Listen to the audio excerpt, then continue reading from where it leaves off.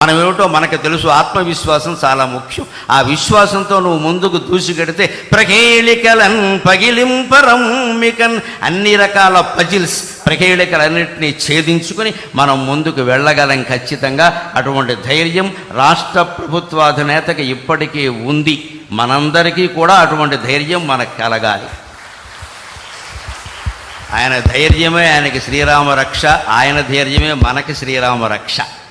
అందుకని వచ్చే సంవత్సరం విశ్వావసునామ సంవత్సరం ఆంధ్రప్రదేశ్ ప్రభుత్వానికి బాగా అవసరం. కాబట్టి నిజంగానే విశ్వావసు అంటే అన్ని రకాల బంగారము లోహాలు అన్నీ ఆంధ్రప్రదేశ్లోనే లభ్యమై భగవంతుడి దయ వల్ల అన్ని రుణాలు తీరిపోయి వారు ఆశించినట్టే స్వర్ణాంధ్రప్రదేశ్గా రూపొందుతుంది అని స్వర్ణభారత్ ట్రస్ట్ సాక్షిగా మనం భగవంతుని ప్రార్థన చేద్దాం.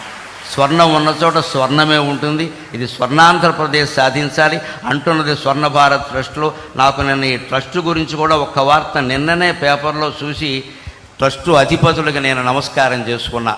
14 ఏళ్ల క్రితం బొంబాయిలో తప్పిపోయినటువంటి ఓ కుర్రాన్ని ఈ ట్రస్టు వారు చేరతీసి 14 ఏళ్ల పాటు విద్యాబుద్ధులు చెప్పించి వాళ్ళకి జీవితానికి అవసరమైన వృత్తులన్నీ నేర్పి మళ్ళీ బొంబాయి తీసుకెళ్ళి ఎక్కడ పనిచేశాడో అక్కడి నుంచి వాళ్ళ తల్లిదండ్రుల వివరాలన్నీ తెలుసుకుని వాళ్ళని పిలిపించి వాళ్ళకి మొత్తం మీద ఆ అబ్బాయిని అప్పగించారండి. నిన్న పేపర్లో చూశాను.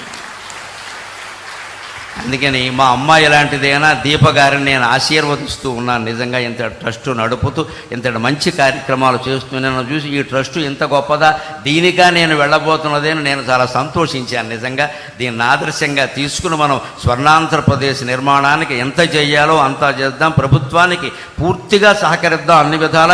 ముందు ఒక్క విజ్ఞప్తి, ప్రభుత్వానికి కట్టవలసిన పన్నులన్నీ రూపాయి ఎగ్గొట్టకుండా కట్టేద్దాం. అది చాలు, ఇంకేమవుతుంది.